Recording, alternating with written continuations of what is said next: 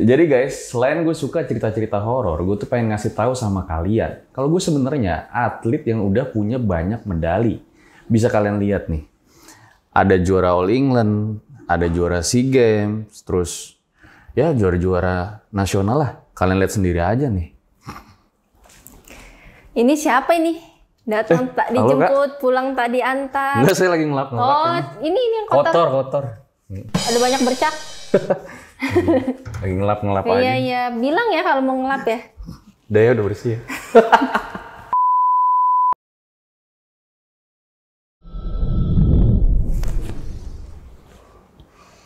Om Mamat, obrolan malam Jumat. Kembali lagi bersama gue Fajar Ditya. Kali ini di Om Mamat season 3. Kamu yang takut atau mereka yang lari?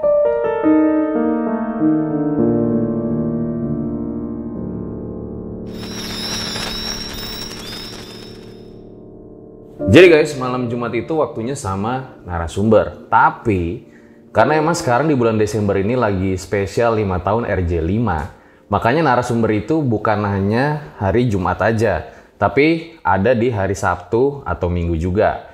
Dan tentunya narasumbernya udah pasti, wah gila sih. Indonesia, the number 8 seeds, Pradeep Jordan and Danny Susanto.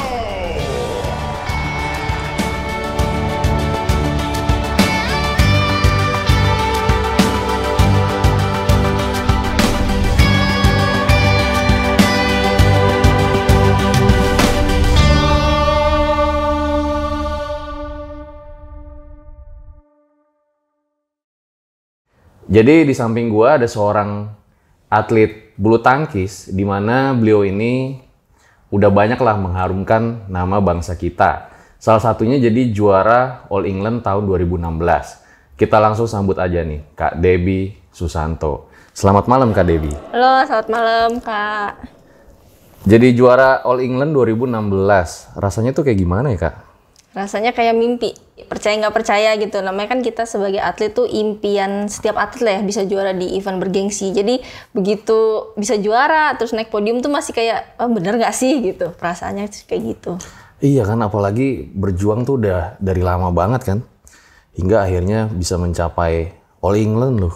Iya. Dan saya dengar juga katanya selama jadi atlet bulu tangkis itu banyak pengalaman horor ya? Lumayan sih, lumayan. Ada beberapa pengalaman lah, lumayan ngerasain. Itu pas lagi di asrama?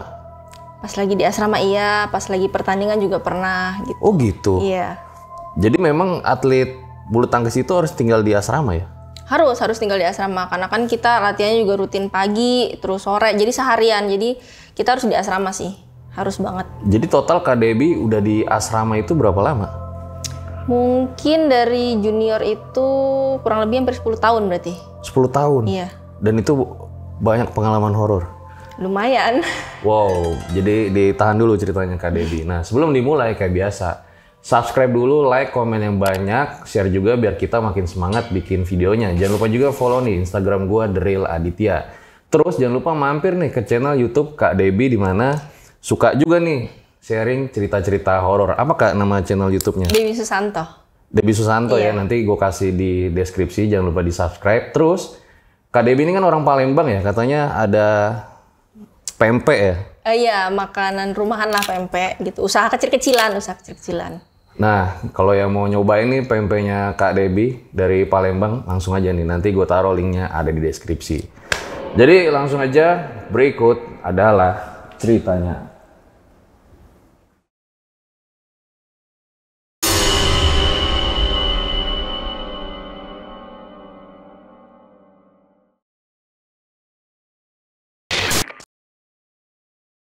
Boleh diceritakan Kak Debbie awal cerita horornya pas jadi atlet?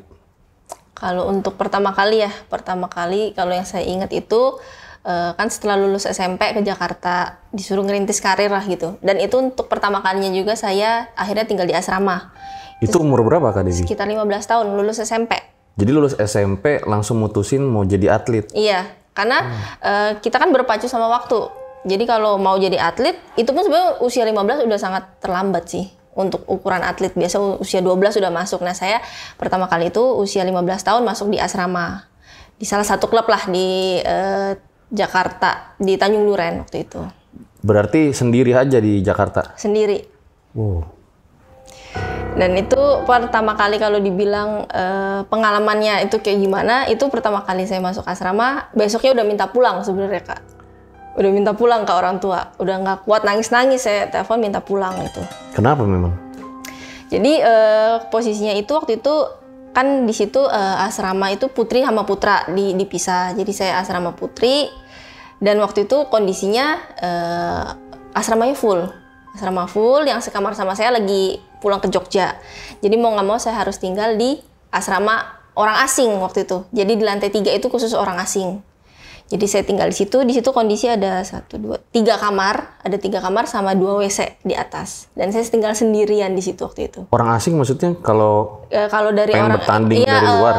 Pemain Eropa kalau mau bertanding di Indonesia, mau latihan di Indonesia, mereka bisa bayar untuk nginap di situ, latihan di situ. Nah, jadi karena posisinya nggak ada orang asing, kosong, jadinya saya yang ngisi waktu itu di situ. Jadi 3 kamar kosong, saya sendirian dan 2 WC di situ. Nah, itu pertama kali malam-malam saya ngerasa kok pas mau tidur kok nggak enak gitu perasaannya. Kok kayak rame daerah sini, tapi padahal nggak ada orang sama sekali. Bener aja pas mau tidur habis telepon sama mama kan, itu gimana kondisi, udah cerita. Pas mau tidur kok ngerasa di belakang kok, di samping karena kan itu triplek doang Kak. Triplek doang, jadi kedengeran banget suara di samping. Kok ada suara orang ngetok dindingnya gitu.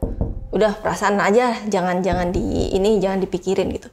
Nggak lama kok ada orang, anak kecil lari rasanya, duk gitu, rasanya klesek gitu, ngebanting pintu. Di situ udah mulai ketakutan ya, namanya usia 15 tahun ya, baru dilepas terus langsung kayak gitu. Pintu WC digebrak gitu? Iya, jadi bener-bener ngerasa ada orang lari kecil sampai di WC, dia gebrak pintunya masuk. Itu saya nggak berani keluar, nggak berani ngeliat.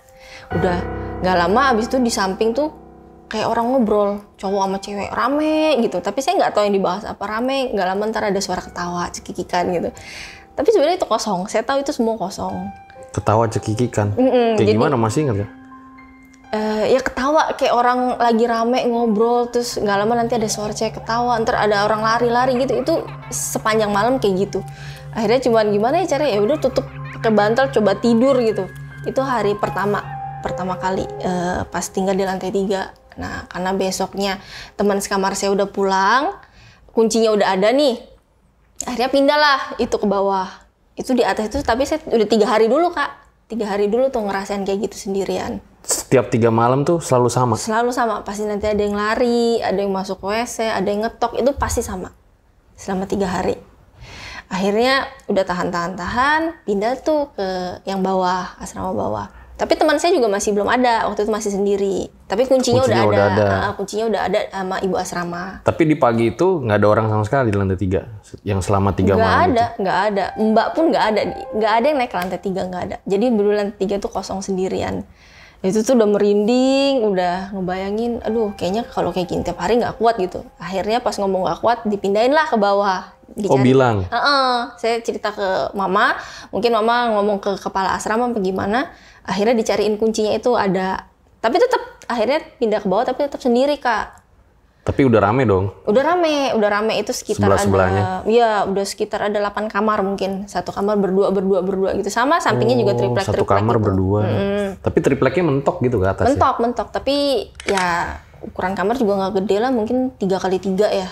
Berdua gitu. Itu ya perjuangan atlet dari awal ya? Dari awal, jadi kalau pada bilang atlet enak ya jadi atlet, enggak juga. Dari awalnya harus perjuangannya seperti itu ya? Perjuangannya dari awal. Kemudian di malam itu gimana Kak Debbie? Udah tuh akhirnya pikir udah enak lah, nyantai lah gitu kan, udah rame gitu, tidur juga udah di kamar yang banyak orang gitu. Pas mau tidur waktu itu yang saya inget banget tengah malam awalnya saya dengar orang main tenis. Jadi jadi asrama kita kan itu di atas, di bawah itu di samping sini lapangan tenis, di sebelah kanan lapangan tenis, sebelah kiri itu hall untuk kita latihan. Nah karena pas banget jendela saya itu sama lapangan tenisnya, jadi sering dengar tiap malam tuh bunyi orang main tenis. Bener-bener bunyi orang main tenis, tapi begitu kita buka jendela nggak ada orang yang main. Bener-bener nggak ada orang yang main gitu. udahlah nggak mau kepikiran gitu, tutup kuping, tidur. Nah, pas mau tidur itu Kak, kok ngerasa kok ada yang ngeliatin gitu, kok merasa nggak enak aja gitu feeling, kok kayak ada yang ngeliat di atas lemari gitu. Pas saya ngelirik ke situ, beneran waktu itu saya ngeliat sosok cewek pakai baju putih, rambutnya segini mungkin agak acak-acakan, terus matanya hitam, pokoknya bisa dibilang cukup serem sih. Dan dia duduk di atas itu ngeliatin saya, di bawah situ yang cuma jarak 2 meter. Nah di situ saya nangis tapi nggak bisa gerak. Yang aneh itu waktu itu kondisi badan tuh nggak bisa gerak, kayak orang kaku aja gitu. Padahal pengen kabur. Pengen kabur, kan sebelah ada teman gitu Kak, bisa kabur. Tapi waktu itu nggak bisa gerak, cuma bisa nangis terus itu karena kan takut, gemeter tapi nggak bisa gerak. Sampai besok paginya akhirnya ya sakit, demam gitu. Itu yang dirasain pertama kali ke asrama. Akhirnya di pagi harinya demam Kak Debbie? Demam, sakit, demam, nggak bisa latihan. Akhirnya di situ aku ngerasa nggak kuat. Bukan menghadapin untuk jadi atletnya, tapi untuk hal-hal yang kayak gitunya dulu gitu. Ternyata banyak banget yang harus dilalui. Justru horornya yang nggak kuat? Iya, untuk di awal-awalnya itu kan, karena pertama kali, akhirnya di pagi itu aku telepon mama. Aku minta pulang, aku telepon, aku nangis, bener-bener aku nangis, aku bilang, nggak bisa, takut, mau tidur aja nggak bisa gitu. Nggak, terus juga belum ada teman ngobrol, jadi bener-bener kayak ketakutan sendiri gitu. Minta telepon, saya mati-matian bilang mau pulang, nggak bisa di sini, nggak kuat, saya takut, saya bilang gitu. Akhirnya mama mutusin, udah coba dulu di situ, coba 1 bulan, dia bilang gitu. Akhirnya mama waktu itu datang tuh dari Palembang. Oh langsung datang? Besokannya datang, tapi nggak tidur di asrama kan nggak boleh. Tapi waktu itu mama nginep di rumah saudara, nggak jauh dari situ. Jadi bisa ketemulah paling nggak tiap hari, ada yang nemenin dulu. Memangnya nggak boleh nginep di luar asrama? Gak boleh Kak, jadi atlet juga nggak segampang yang dilihat orang-orang di luar. Kita nggak boleh? Iya nggak boleh. Tidur di luar asrama? Nggak boleh. Bisa dibilang nggak ada privasi loh. Karena kita nggak bisa ngapa-ngapain, kita cuma boleh latihan, bangun tidur latihan, nanti istirahat latihan lagi, ya gitu jadi. Jadi dari bangun pagi itu jam berapa? Mulai latihan start? Mulai latihan tuh biasa 7:30. Sampai? 7:30, biasa sampai 11:30. 11:30 kan itu istirahat, kita makan, mandi segala macam. Ya paling tidur 1-2 jam. Biasa jam 2:30 kita udah mulai latihan lagi sampai jam 6. Jadi udah seharian gitu. Itu setiap hari kayak gitu? Setiap hari. Wow. Tapi cerita, ngelihat yang kuntilanak tadi cerita? Cerita. Terus tanggapannya gimana? Pindahin kamar, disuruh temenin apa gimana? Ya awalnya cuma disuruh udah doa aja, banyak-banyak doa gitu. Kadang kenapa saya ngelihat kayak gitu tuh jarang cerita ke orang. Kadang saya ngerasa ini saya halusinasi nggak ya gitu. Kadang kan ngerasa jangan-jangan cuman pikiran saya aja gitu.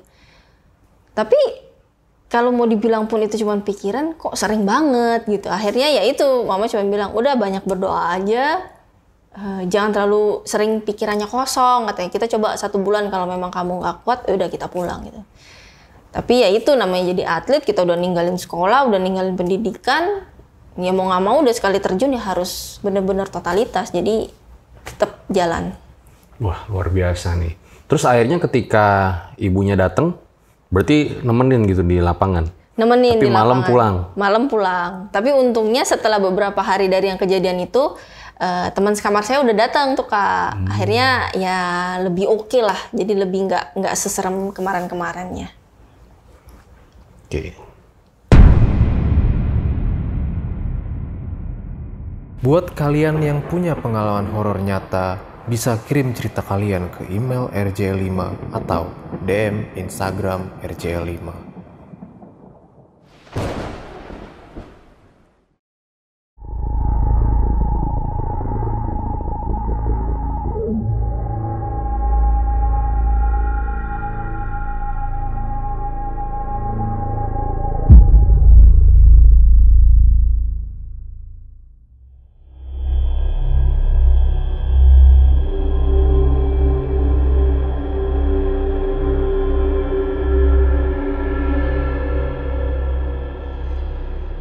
Ada lagi Kak yang nggak bisa dilupain selama jadi atlet? Selama jadi atlet tuh yang pasti perjuangannya Kak. Perjuangannya tuh banyak banget step-stepnya. Kalau orang bilang wah enak ya langsung masuk pelatnas, enggak. Karena step-stepnya itu benar-benar dari paling bawah kita harus sampai ke atas. Kayak kita sebagai atlet, kayak saya masuk dari klub pertama gitu. Kalau kita mau berprestasi, kita harus nyari klub yang lebih mensupport kita gitu. Oh. Jadi kita harus bisa berprestasi supaya kita bisa dilirik sama klub besar gitu. Nah akhirnya karena Jadi kayak pemain bola juga ya, transfer gitu ya? Iya betul. Jadi kan ya kalau kayak kita nih sebagai atlet, masa kita harus biaya sendiri semua? Itu kan pasti berat bebannya. Akhirnya gimana caranya kita harus prestasi. Kita harus prestasi supaya kita bisa dilirik sama klub yang lebih gede. Nah di situ pasti kita akan semua dibiayain, asramanya free, pertandingannya free. Jadi banyak banget step-stepnya untuk sampai bisa ada di top dunia itu banyak banget stepnya. Oke. Kalau untuk horornya? Kalau untuk horornya ya, jadi kalau misalnya cerita nih kan tadi saya cerita tentang pengalaman pertama kali masuk asrama. Nah, abis itu ya udah berjalan selama 1,5 tahun lah di klub itu. Akhirnya saya lebih berprestasi, dilirik sama klub yang lebih besar. Akhirnya pindah ke klub itu. Pikir wah udah enak lah gitu, udah terbiasa dengan kehidupan asrama gitu. Tapi ternyata ya itu tadi mau dimanapun ternyata ada yang seperti itu gitu. Ada pengalaman kayak gitu tetap ada. Oh ini setelah pindah klub itu? Setelah pindah klub. Di asrama lagi? Sama, tetap di asrama juga Kak. Jadi waktu itu ya setelah 1,5 tahun di klub yang lama tuh saya pindah ke klub yang situ. Di situ juga kalau di situ malah sekamar berempat. Kalau di asrama yang satunya ini sekamar berempat yang atas bawah. Oh yang tempat atas bawah. tidur ya, tempat tidurnya atas bawah.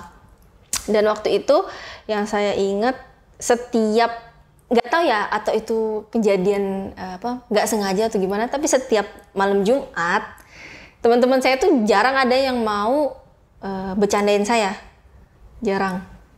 Iya, karena pernah ada pengalaman nih Kak. Jadi waktu lagi latihan gitu, terus tiba-tiba saya lagi di lapangan itu malam Jumat tuh, teman saya iseng matiin lampu, satu hall tuh gelap. Saya udah teriak, "Ih jangan bercanda gitu loh, ntar ngeliat yang enggak," saya bilang gitu. Teman-teman saya bilang, "Lu doang yang lihat, kita mah enggak," katanya gitu. Udah kejadian kayak gitu. Ternyata ya, teman saya nih abis yang matiin lampu ini, itu dia pas banget memang sekamar sama saya Kak. Jadi tidurnya kita samping-sampingan. Saya udah tidur pules, dia nggak bisa tidur semalaman. Terus besok pagi dia cerita, ternyata pas malam itu abis dia ngerjain saya, dia ngeliat ada cewek rambutnya panjang sampai sedengkul, dan itu berdiri depan kasur dia persis, sisiran. Anjay. Sambil sisiran. Saya pun pas denger ya merinding juga, untuk saya tidur pulas gitu kan. Tapi pas mereka... Mukanya kelihatan? Nggak kelihatan, nggak kelihatan. Jadi bener-bener dia nyisir gitu ke samping, rambutnya katanya segini lah, sedengkul gitu panjang. Dan itu cukup lama gitu nyisir gitu. Padahal dia nggak pernah lihat setan? Dia nggak pernah lihat hantu padahal sebelumnya. Nah memang teman saya itu aja yang apes ya, gara-gara sering isengin saya. Tapi kebetulan waktu itu dia pasangan saya sebenarnya, partner double. Nah juga pernah pas pengalamannya itu Kak, kan kita kalau pertandingan kita ada nggak boleh pulang ke rumah, misalnya tetap harus di situ di asrama. Nah waktu itu pas pertandingan mau ke Jurnas, kejuaraan nasional akhir tahun untuk seleknas waktu itu, untuk bisa masuk seleksi nasional atau tidak, kita akhirnya di situ cuman seasrama berdua cewek. Seasrama berdua. Jadi beda lagi nih asramanya nih? Masih sama ini, masih sama. Dengan orang yang sama juga nih yang ngalamin dia. Kok tinggal 2 sekarang? Karena waktu itu semua udah pulang. Dan kita yang fokus untuk seleksi nasional untuk masuk ke Platnas. Yang tinggal ikut doang? Iya, karena kita waktu itu ada mau seleksi nasional gitu. Akhirnya tinggal berdua. Waktu itu saya juga mikir, aduh serem juga nih kan, asrama segitu gede, cuman berdua terus tidur sendiri-sendiri. Saya pikir saya hari ini mau tidur sama dia aja lah, ajak dia tidur gitu malam ini gitu. Pas dia pulang malam, dia habis pergi gitu, saya nggak jadi ajak nginep, ternyata ada mamanya dia. Jadi waktu dia buka pintu dia manggil, Dep gitu. Terus saya baru bilang, saya mau minta tolong temenin tidur. Tapi begitu saya lihat di belakang ada nyokapnya, bener-bener muka mamanya gitu, pakai baju biasa, cuman yang bedanya aja rambutnya sedikit lebih kusut. Terus mungkin saya ngeliat eyeshadownya mungkin luntur kena hujan kali ya, jadi lebih gelap gitu, mukanya lebih pucet. Terus saya bilang, panggil tante, saya panggil gitu. Ya udahlah, saya pikir saya nggak mau ganggu dia sama nyokapnya lah, jadi saya tidur sendiri aja tuh Kak. Begitu saya tidur sendiri, besok paginya Saya bilang ke dia, tadinya tuh sebenarnya saya mau minta tolong temenin tidur, saya nggak bisa tidur. Saya bilang soalnya saya tidur sendirian itu di kasur atas tuh suka ada yang tidur juga, jadi kayak goyang-goyang di atas tapi nggak ada orang. Saya bilang, lo kenapa nggak bilang, katanya, kan saya tidur sendiri, ya kan nggak enak. Saya bilang, ada nyokap lu. Loh, kan saya sendiri, dia bilang. Lah itu kemarin siapa yang saya panggil tante, saya bilang. Ternyata ya itu Mbak Kunti ada yang ngikutin dia. Tapi itu bener-bener yang bikin aneh itu mukanya tuh mirip banget sama nyokapnya. Oh, emang udah pernah lihat nyokapnya berarti? Udah pernah. Jadi makanya tante. Iya, saya panggil tante. Untung juga dia nggak jawab gitu. Takut juga kalau langsung kepikiran nih, langsung kebayang mukanya. Untung dia nggak jawab, mau tidur sama saya. Iya, aduh. Tapi bener-bener istilahnya ya wujud orang lah ya. Wujud orang. Cuman bedanya. Nggak serem gitu kan? Serem. Oh serem? Serem, karena itu tadi saya bilang mukanya jauh lebih pucat, terus juga itu saya pikir eyeshadow-nya mungkin luntur atau apa, karena lingkar matanya lebih gelap, terus juga rambutnya ya lebih acak-acakan, ya lebih cukup serem lah. Tapi serem. mirip gitu? Mirip, makanya itu saya pikir itu nyokapnya, saya panggil tante gitu.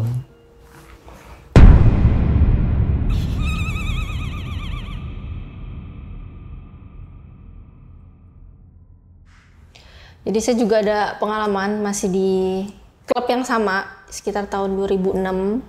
Waktu itu saya punya pengalaman. Tahun 2006? 2006. Ini gue merinding loh sumpah. Merinding bukan karena horornya ya? 2006? Iya, 2006. Juara All England? 2016. 10 tahun kemudian perjuangannya. Baru bisa ada di situ. Gokil. Gimana Kak pengalamannya? Iya, jadi saya inget banget waktu itu. Kan kita sekamar tuh berempat Kak, berempat atas bawah gitu. Waktu itu saya sekitar jam 2:30, jam 3, kebelet kencing. Terus saya ngelihat teman saya kok berdiri depan kasur saya, lagi ngelihat ke teman saya yang satu lagi. Saya bilang, ngapain jam segini kok belum pada tidur? Saya bilang, udah tidur, saya bilang gitu. Saya ke WC. Itu berapa yang berdiri? Satu orang. Diem doang gitu? Iya, dia diem doang, dia ngeliatin ke arah teman saya sambil berdiri gitu, dia ngeliatin teman saya. Yang gitu. lagi tidur? Yang lagi tidur. Jadi kayak patung gitu? Iya, dia cuma ngeliatinnya, ngapain? Saya bilang gitu. Udah tapi tidur. Pakai baju biasa? Biasa, pakai baju biasa. Saya tinggal kencing, pas masuk lagi masih ada dia di situ. Tapi masih dia berdiri? Enggak, dia duduk di kasur saya. Saya bilang, udah tidur, udah jam 3, saya bilang. Harusnya tidur di mana?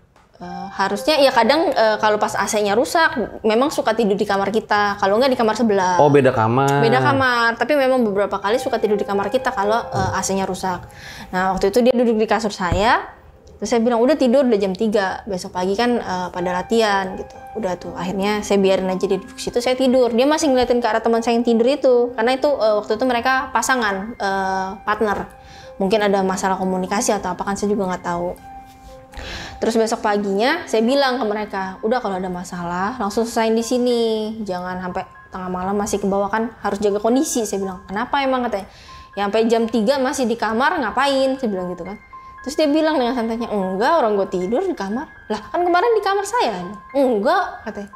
Nah itu jadi ya cukup merinding juga, karena saya ngebayangin berarti siapa yang duduk di kasur saya waktu saya tidur itu. Ditepak lagi udah. Saya tepak lagi, tapi rasanya benar-benar biasa aja rasanya, dan mukanya sama banget. Nah itu juga saya nggak bisa ngelupain karena bener-bener sama banget mukanya. Dan itu saya ajak ngobrol, untung aja dia nggak ikut ngomong. Dia diem doang? Dia diem doang, bener-bener diem doang. Aneh juga ya, harusnya kalau orang biasa ya diajak ini balas gitu. Iya, ini bener-bener dia cuma semuanya lagi diem ngamut, doang. Gitu apa gimana gitu ya. Ini enggak ya? Diem doang sambil ngeliat ke arah teman saya. Oke.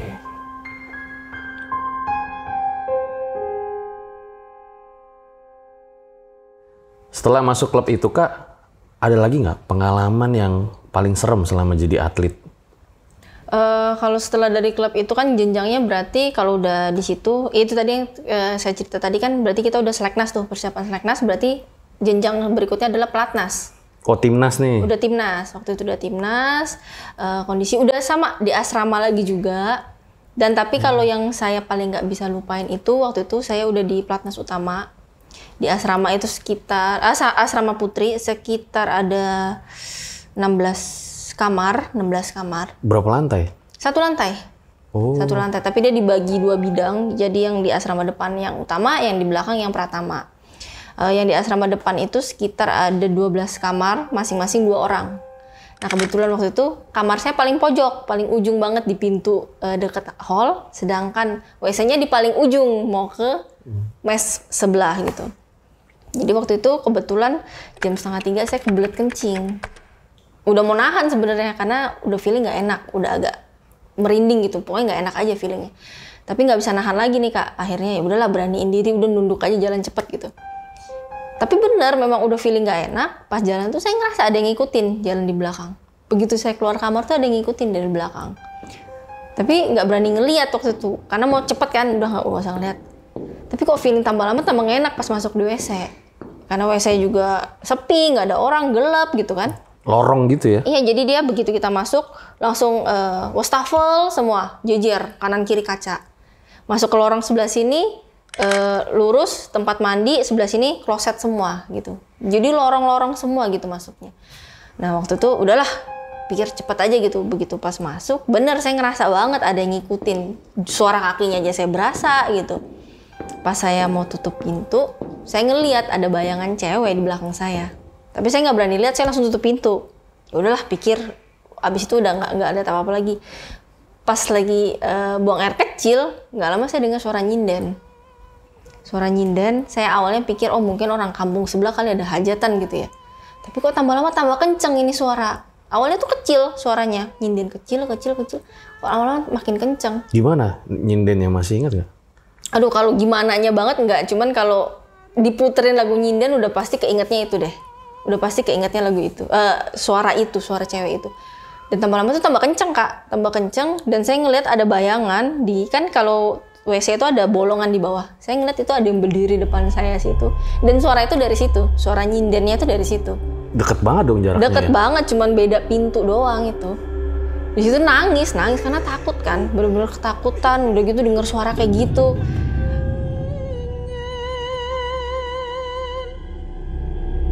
Pas begitu suara itu berhenti, udah langsung cabut lari sprint ke kamar. Itu udah nggak bakal bisa lupa deh. Makanya kalau sejak kejadian itu, sebisa mungkin sebelum tidur, pokoknya ke WC dulu, jangan sampai jam 2:30 ke WC. Tapi nggak kelihatan ya, yang nyinden itu siapa? Nggak kelihatan, dan waktu itu memang nggak berani untuk ngelihat juga. Bener-bener takut karena dengar suaranya aja itu udah kayak apa ya, di otak itu udah kepikiran terus gitu. Gila sih, lagi di WC sendirian, tiba-tiba di depan pintu disindenin. Iya, cuman jarak sebegitu tipisnya itu pintu. Oke, pernah nggak tapi Kak Debbie, kan dari tadi tuh apa namanya yang diceritakan itu melihat gitu ya. Kalau sampai ngajak komunikasi tuh pernah nggak? Nggak sengaja sih sebenarnya Kak, nggak sengaja. Waktu itu pernah ada salah satu orang di pelatnas juga lah. Waktu itu ya ada kabar duka lah, berpulang gitu. Akhirnya kita ngelayat. Dan salahnya itu waktu ngelayat itu kadang saya tuh suka keceplos gitu ngomong, ada yang mau disampaikan nggak? Saya bilang gitu dalam ngomong hati. Ke jenazahnya? Iya, waktu dalam hati aja, padahal itu dalam hati aja. Kenapa kok ngomong ke jenazah, ada yang mau disampaikan apa enggak? Karena waktu itu kebetulan yang meninggal itu waktu itu serangan jantung. Jadi kayaknya mendadak banget gitu kan, mungkin belum nyampein apa-apa ke keluarga. Itu juga saya waktu ngomong itu, saya langsung tutup mulut. Aduh kok ngomong kayak gitu. Saya bilang, udahlah enggak. Karena kan biasanya kalau orang meninggal kan, aduh kasihan banget ya gitu. Iya. Kok ini ada yang mau disampaikan? Iya, enggak tahu tiba-tiba. Keceplosan aja gitu. Keceplosan gitu. Dalam hati itu pun saya juga, udahlah, enggak bakal terjadi apa-apa, saya bilang gitu.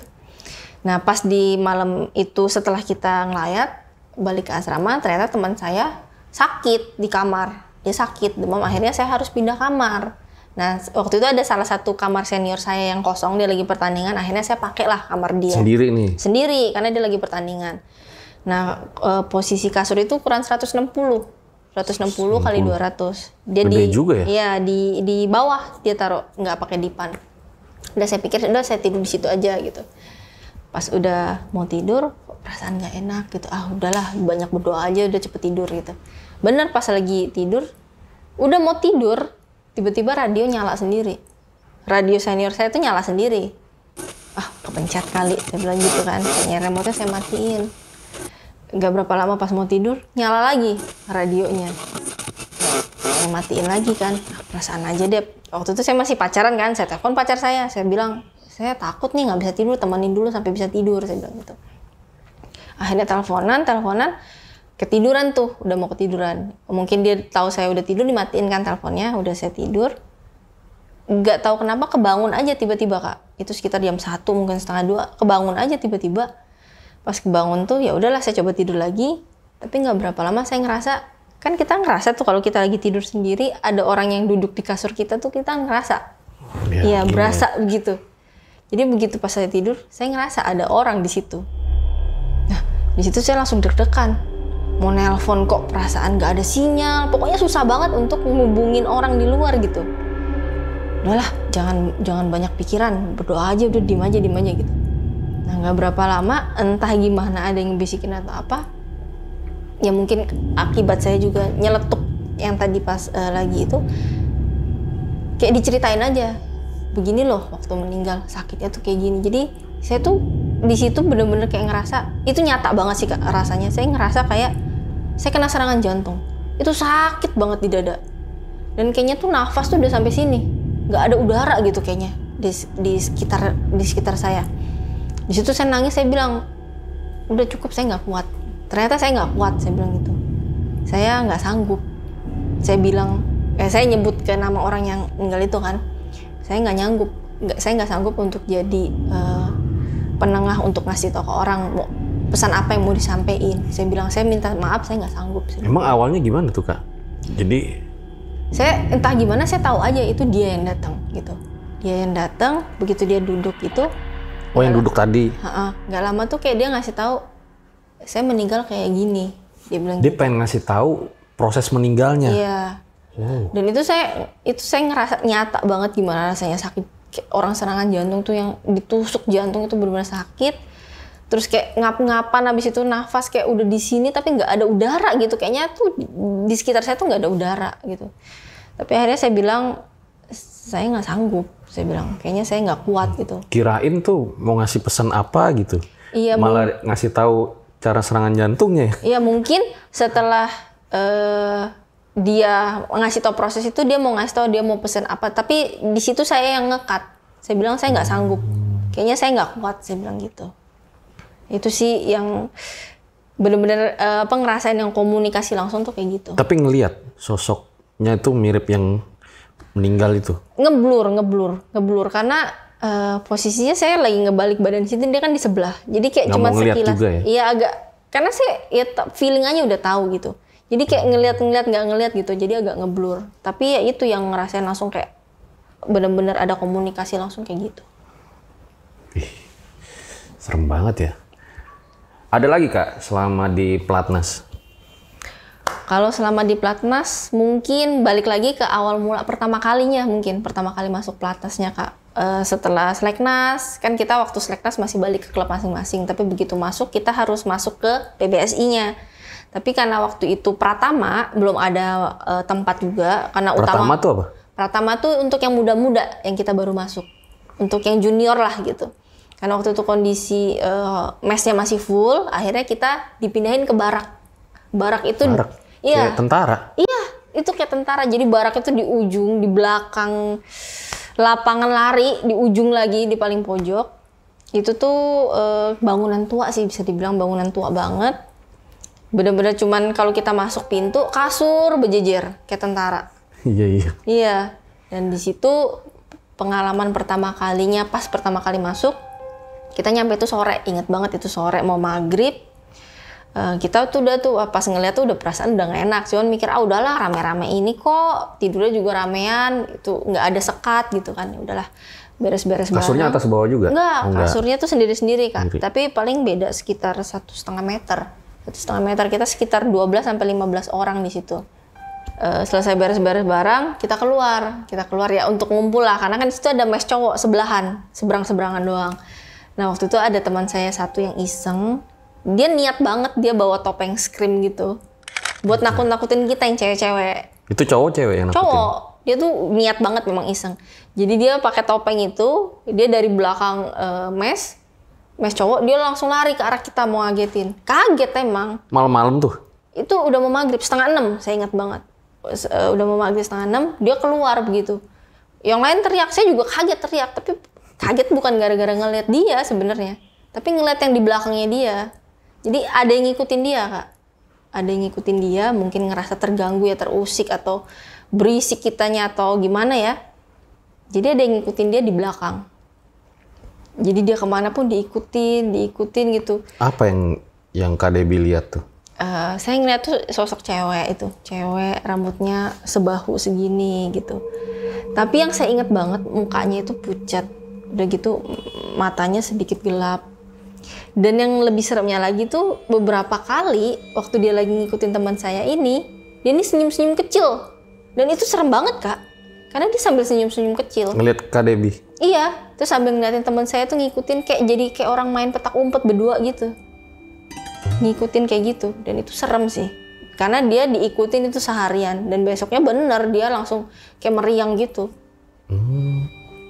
Nah, setelah dari situ, malamnya kan kita mau tidur nih. Itu juga WC-nya itu, Kak, jadi begitu kita barak kasur, di ujung sini lorong. Lorong dia ada 3 wastafel, dan itu pakai lampu kuning ya, WC-nya itu. Lampu kuning gelap, di situ juga ada toiletnya buat kita mandi, sekitar ukuran 1x2 meter, mungkin kecil banget gitu. Udahlah, kita pikir rame-rame ini, udah sikat gigi, udah siap-siap mau tidur. Pas mau tidur, saya ngeliat ke ujung lorong. Ke ujung lorong, waktu di depan pintu kok saya ngeliat ada cowok ya, saya bilang gitu. Berdiri aja ngeliat ke arah kita lagi tidur gitu kan. Enggak lah, perasaan aja Dep gitu. Saya tidur tuh. Besokannya. Jangan-jangan yang tadi lagi. Pakai topi es krim. Beda, ini beda orang, ya beda. Nah, besokannya, karena kita kan sektornya tetap beda-beda, Kak. Jadi, waktu latihan beda, selesai latihan beda, gitu. Akhirnya waktu itu saya pulang ke asrama duluan, belakangan. Teman-teman saya yang lain udah mandi, karena kan ngantri itu kita rame. Udah, waktu itu saya pikir, udahlah saya mandi deh, udah kosong nih WC. Waktu saya mandi, saya ngerasa ternyata ada teman saya di samping lagi mandi, kan cuma 1x2 meter, jadi bener-bener deket banget gitu kan, dan kecil gitu. Saya dengar ada yang mandi di sebelah. Oh ya udah, siapa? Saya bilang gitu. Tapi nggak ngejawab. Ya udah, saya diem aja, tetap mandi. Nggak lama dia siul-siul sambil mandi. Kok perasaan nggak enak ya? Perasaan cewek nggak ada yang siul-siul mandi gitu. Iya, perasaan nggak ada yang siul-siul. Annoying banget ya. Iya. Kok misalnya rame-rame kalau kamar mandi sendiri nggak apa-apa. Iya betul. Udah gitu yang bikin terganggu tuh bener-bener kayak sebelahan gitu. Kita lagi mandi tuh dia di situ kan. Udah tetap mandi. Nggak lama suara orang batuk. Dan itu suara cowok, Kak. Sedangkan kita sama cewek. Langsung kepikiran, siapa ini? Aduh, ada yang ngintip lagi nih. Ya takutnya gitu kan. Mending kalau ada yang ngintip kan, bisa digebukin. Lah ini nggak bisa dilihat gitu kan. Pas dengar suara itu udah langsung buru-buru keluar. Terus saya tanya teman-teman saya, siapa nih yang lagi mandi? Nggak ada, udah mandi semua. Oh ya udah, kenapa? Oh nggak apa-apa, saya bilang. Karena saya juga nggak mau nakutin teman-teman, karena namanya kita tempat baru, mungkin masih ya pengenalan tempat gitu kayak. Ya udahlah, pikir udah diem aja. Malam itu juga akhirnya mau tidur, saya masih ngeliat sosok itu juga, Kak. Setiap malam di depan. Yang kayak cowok itu? Cowok itu. Depan WC? Di depan WC, dia selalu di situ. Kayak gimana emang gambarannya? Gak tahu, dia cuman lumayan tinggi, badannya agak besar, botak. Tapi kita nggak bisa lihat mukanya karena dia kehalang cahaya gitu, jadi bener kayak gelap doang kita ngeliat sosok orang berdiri gitu. Terus di malam mau tidur itu, udahlah saya pas lihat itu sudah nggak mau main HP lagi, tidur aja. Pas tidur kan kita bawa selimut masing-masing tuh. Pas tidur udah tutupan sampai sini, kok ada yang narik selimut. Bener-bener kayak ngerasa ditarik. Jangan ganggu, saya bilang gitu. Stay cool, masih sok-sok pede gitu. Nggak lama tarik lagi. Saya tarik lagi, jangan ganggu, saya bilang gitu. Kondisi yang lain udah tidur. Pas ketiga kali ditarik itu saya lepas aja. Saya juga jadi agak jiper, agak takut gitu kan. Ya udah saya lepas aja, saya juga nggak berani. Tapi saya juga nggak berani ngeliat ke bawah, di bawah kasur saya itu ada apa, saya juga nggak berani lihat. Masih merem berarti? Masih merem. Posisinya udah saya lepas aja, saya nggak berani buka mata, saya merem aja karena saya nggak berani juga ngelihatnya gitu. Itu sih yang salah satu yang nggak bisa dilupain juga waktu di asrama.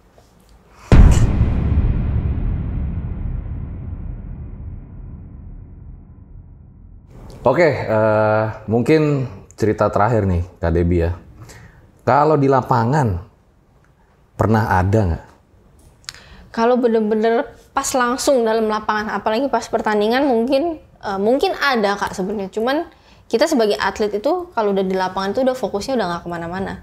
Begitu masuk lapangan yang kita pikirin cuman gimana. Tegang juga ya? Iya, udah gimana matchnya kita, gimana ilangin nervousnya, gimana biar kita bisa main maksimal. Itu aja kan kita masuk lapangan pasti tangan agak dingin, ada deg-degannya, ada takut kalahnya gitu. Jadi kalau ditanya pas pertandingannya nih, dilihat banget di lapangan sih enggak sih. Pernah ada nggak sih kok belok kena hantu gitu? Kalau saya bisa sih, saya berharap bisa gitu, bisa juara terus. Nggak ada ya? Enggak sih, enggak. Oke. Atau mungkin yang di luar negeri kali ini, cerita terakhir. Pas lagi di luar negeri yang nggak bisa dilupain tuh. Kalau di luar negeri ada beberapa pengalaman. Tapi ada satu sih yang paling berkesan. Itu waktu kita pertandingan di Malaysia. Berkesan itu karena nggak saya doang yang lihat. Hampir semua anak-anak yang nggak bisa ngeliat pun pasti pernah ngerasain dan pernah ngedenger. Oh iya. Iya. Jadi ini yang ngalamin banyak. Banyak, bukan saya aja gitu. Kalau yang di hotel ini ya. Jadi itu di Malaysia, sebenarnya itu hotel tua. Hotelnya tuh besar sekali, hotel tua. Nah, dia udah bikin hotel baru, entah kenapa, tapi tim Indonesia tuh selalu dapetnya di tower belakang. Entah kenapa itu dapetnya selalu di tower belakang yang tua. Jadi sebenarnya kamarnya tuh besar, Kak. Sebenarnya enak untuk kita pertandingan. Jadi begitu masuk, ada dapur kecil, ada lorong, ada meja untuk kita makan, ada ruang sofa, ada kasurnya gitu. WC pun ada 2. Jadi sebenarnya cukup nyaman tempatnya. Tapi nggak nyamannya itu karena kita sering banget ngeliat hal-hal mistis di situ. Contohnya nih, misalnya kita lagi nonton TV atau kita lagi di kamar, ntar ada yang suara bikin teh. Di dapur? Di dapur. Jadi bener keluntung-keluntung gitu. Kayak orang lagi ngaduk gelas. Tapi nggak ada orang kan. Kita liatin nggak ada orang. Itu Jadi, satu kamar berapa orang? satu orang berdua biasanya. Berdua. Nah, dan biasanya dua-duanya kedengar gitu. Paling cuma lirik-lirikan doang, udah diem aja gitu. Apalagi kalau saya sekamar dulu kan sama Lilian Natsir tuh, setiap sekamar. Dia pasti bilang, diem deh, nggak usah cerita apa-apa. Dia pasti bilang gitu. Oh, Lilian Natsir tuh bilang kayak gitu? Iya, pasti setiap sekamar nggak usah ngomong apa-apa sampai selesai pertandingan. Dia bilang gitu. Jadi biasanya kita dengar gitu. Terus nggak lama biasanya kita lagi nonton nih. Lagi nonton TV, kan TV-nya bisa diputer-puter tuh zaman jadul dulu TV-nya. Yang bisa diputer, jadi ini kan sofa nih, Kak. Jadi TV di sini, tapi nanti TV-nya bisa diputer ke arah kasur gitu. Oh, canggih juga ya? Iya, jadi kita tidur sambil nonton, terus kita ngelihat ada yang jalan, ada yang lewat gitu. Lewat dari sofa ke tempat meja makan, cewek gitu. Terus nanti kalau lagi mau tidur, di WC ada suara orang buka keran air, cuci tangan. Ntar ada suara orang ngeflash, bener-bener ngeflash loh. Bener-bener suara ngeflash, tapi begitu disamperin nggak ada apa-apa. Terus pernah juga pas kita lagi pertandingan itu kan biasa jamnya beda. Jadi si Liliana udah duluan, saya masih di situ. Saya lagi sikat gigi. Di samping ada yang ngeflash. Tapi nggak ada orang. Lagi sikat gigi, tiba-tiba di samping Ngeflash. Udah diam aja. Udah akhirnya ke beres-beres di situ. Udahlah, udah harus mandi gitu. Pas mau mandi, ada yang cuci tangan di wastafel, tapi nggak ada orang. Nah itu sering banget kejadian di hotel itu. Dan banyak banget sih yang ngalamin juga. Jadi setiap ke Malaysia, hotelnya selalu itu? 90% pasti di situ. Wah, kenapa ya? Dendam atau gimana? Iya, pasti di situ. Dan entah kenapa tim Indonesia pasti dapetnya di tower lama. Pasti. Kalau kayak Cina, Jepang itu beda? Kebanyakan Denmark. mereka bisa dapet di tower yang depan gitu. Mungkin hotel yang barunya gitu. Tapi entah kenapa kalau tim Indonesia pasti dapetnya di situ. Mungkin apesnya saya aja dapetnya di situ terus. Sebelum match tuh udah panas ya? Panas banget. Kalau Malaysia ya? Iya, jadi kalau di Malaysia tuh sebisa mungkin kita nggak di kamar. Sebisa mungkin mending kita nonton teman kita tanding deh daripada di kamar sendirian gitu. Walaupun siang? Walaupun siang. Nah ini tadi ngomong-ngomong Liliana Natsir ya, ada nggak Kadep cerita horor dari yang lain ya, bukan Liliana Natsir doang, yang nggak bisa yang paling diinget-inget gitu? Kalau dari teman-teman yang lain gitu. Kayak Jojo, ada nggak ya Jojo ya? Kayaknya nggak pernah denger sih kalau mereka. Kalau yang terkenal deh, apa Taufik Hidayat apa siapa gitu? Enggak sih, enggak jarang dengar mereka cerita punya pengalaman kayak gitu. Paling ngerasa doang ada. Cuman kalau yang sampai sekelebat gitu ya. cuman Mungkin kalau ada yang tapi ngeliat nggak langsung diceritain kali ya. Mungkin. Nah, siapa tahu nih denger cerita ini jadi pengen cerita juga di RJ5. Berbagi. Siapa tahu kan tadi lagi main tiba-tiba ada yang lewat kan, tak jadi jatuh koknya. Iya, saya mau sih kalau kayak bisa kayak gitu. Atau jadi yang tadinya harusnya nggak out tapi jadi out, ketiup. Iya. Enak ya kalau bisa gitu ya. Juara terus dong. Oke, nanti bakal banyak pertanyaan di closing.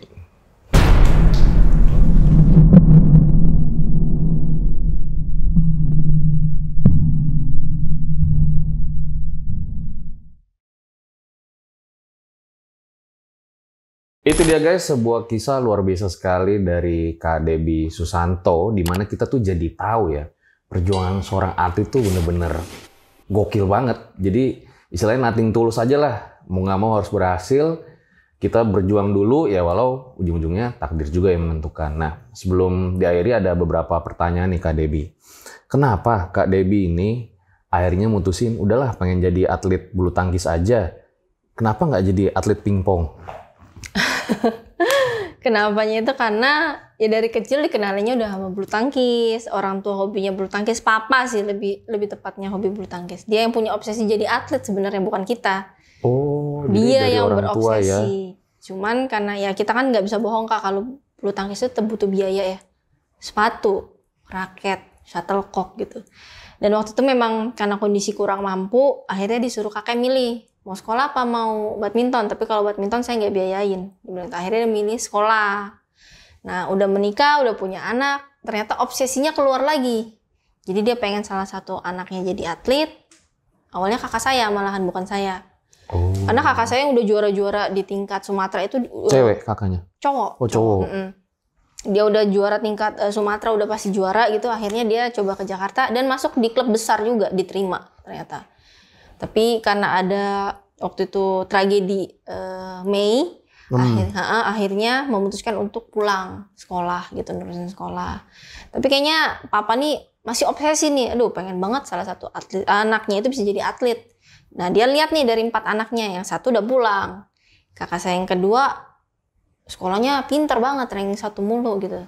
Adik saya masih kecil, nah saya ini udah sekolahnya males, pas-pasan nilainya gitu, tomboy. Mau nggak katanya? Terus saya pikir, wah enak nih kalau main badminton nggak sekolah gue. Akhirnya mikir, udah saya menawarkan diri, saya aja. Saya bilang awalnya dari situ, tapi akhirnya yang mencintai sih apa yang Tapi nggak sia-sia lah ya, itu medalinya banyak banget guys. Kalau kalian lihat di belakang guys, luar biasa banget. Gue aja pengen jadi kayak Kak Debbie ya. Tapi pas udah ada medalinya aja. Nah Kak Debbie, suka duka jadi atlet bulu tangkis tuh apa aja ya kalau menurut Kak Debbie? Sebenarnya banyak banget Kak. Kalau yang dilihat orang tuh sukanya doang enak jadi atlet ya, duitnya banyak ya, keliling dunia. Tapi perjuangannya itu. Kalau saya sendiri aja ngerasain dari 2004 loh, saya ke Jakarta, bener-bener bisa dapet yang bergengsi itu setelah berapa tahun, 10 tahun mungkin sesudahnya dari situ. Dukanya itu adalah di saat kita udah mutusin terjun ke olahraga ini, kayak saya SMP, udah saya ninggalin sekolah sejak SMP. Jadi kita ninggalin pendidikan, fokus sama badminton, kita nggak punya waktu sama keluarga, nggak punya waktu sama teman, masa remajanya hilang gitu. Dan kita di usia belasan kita udah disuruh ambil keputusan untuk nentuin masa depan kita sendiri loh, karena kita udah tinggalin sekolah. Jadi sukses enggaknya di tangan kita sendiri. Nah itu yang banyak orang nggak tahu. Banyak orang juga yang nggak tahu di saat kita udah ngejalanin itu udah lama tiba-tiba cedera di tengah jalan. Kita udah nggak pegang ijazah yang cukup tinggi, terus kita cedera, nggak ada bekal apa-apa. Itu adalah dukanya jadi seorang atlet yang banyak orang sebenarnya nggak tahu. Ya dan banyak juga ya kalau aku dengar tuh cerita-cerita atlet yang akhirnya ya harus gantung sepatu. Atau kalau badminton gantung raket ya, karena cedera itu. Banyak banget kejadiannya. Banyak juga malahan junior aku Kak, junior aku yang lebih kecil mereka cedera lutut, kemana cedera apa. Kalau kita udah kena cedera dan kita nggak punya motivasi tinggi, kita nggak bisa fight, kita nggak punya apa ya, nggak mau ada rasa, gue nggak mau kalah sama keadaan, udah pasti stop. Karena aku pun ngerasain begitu waktu aku cedera, beberapa kali cedera, pernah cedera ankle, pernah pinggang, sampai yang terparah sampai sekarang pun bahu gitu.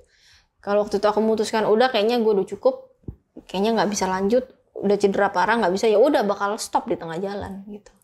Oke, gila ya, ini luar biasa banget ya. Tapi ngomong-ngomong cedera, dulu kan aku sempet juga Kak ikut bulu tangkis tuh ya, itu sempet cedera juga loh, kayak encok. Tempel koyo aja itu. Enggak ya. Jadi dulu emang sempet bulu tangkis juga guys. Gua makanya suka main-main sampai sekarang buat olahraga lah ya biar sehat. Nah, mungkin terakhir Kak Debbie, siapa lawan tersulit selama jadi atlet bulu tangkis? Ada 2 sebenarnya. Yang pertama itu diri sendiri. Kenapa diri sendiri? Gimana kita ngelawan diri kita supaya nggak males. Pasti ada rasa jenuh, ada rasa males, ada rasa cepat puas, ada rasa down, ada rasa kita terpuruk. Nah, kalau kita bisa ngelawan diri kita sendiri dulu, baru kita bisa ngelawan orang lain. Karena kalau kita nggak bisa fight sama diri kita sendiri, kita nggak akan bisa gitu nembus ke level atas. Setelah kita bisa ngelawan diri sendiri, baru musuh di lapangan. Nah, kalau menurut saya pribadi setelah main ya cukup lama ya di badminton, sebenarnya paling berat itu lawan Liliana Natsir. Oh, dari Indonesia sendiri? Iya, kayak kita bisa lihat mereka nomor 1 dunia juga, juara Olimpiade, juara dunia, juara All England. Dia udah sangat-sangat lengkap, udah legend lah ibaratnya kayak gitu kan. Kenapa paling susah? Karena satu, kita latihan bareng juga, kita tahu kelemahan masing-masing, kita tahu kelebihan masing-masing gitu kan. Jadi di saat kita latihan aja tuh kita punya fight yang nggak mau kalah sama sekali. Jadi bener-bener kita fight di latihan tuh kayak orang tanding, gengsinya gede gitu. Apalagi pas kita di pertandingan gitu, pas ketemu tambahin lagi.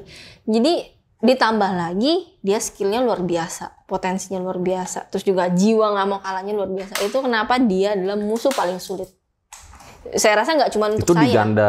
Di ganda campuran. Iya. Saya rasa Liliana itu bukan sulit untuk saya aja, tapi untuk semua orang sih saya rasa. Wah, luar biasa nih. Ini tadi benar-benar seperti menampar gue ya guys. Dimana lawan tersulit betul tuh diri sendiri ya. Kadang ada masa-masa tuh kita males, kayak jenuh, mager, terus apa sih namanya tuh nggak mau ngapa-ngapain gitu ya. Iya bener juga ya. Iya bener Kak. Ini seperti menampar gue. Makasih banget nih Kak Debbie ya. Udah menyempatkan waktunya bercerita di Sama-sama RJ5. juga. Jangan lupa guys, subscribe channel Kak Debbie. Karena di situ Kak Debbie ini sering cerita horor juga ya. Ya sesekali aja sih, sesekali. Karena pengalaman horornya kayaknya banyak banget nih. Ambil baiknya, buang buruknya dengan adanya cerita-cerita seperti ini. Jangan malah kalian tuh jadi takut. Akan tetapi kalian harus semakin yakin dan percaya dengan kebesarannya. Gue Fajar Aditya, Kak Debbie, RJ5 undur diri. Ciao.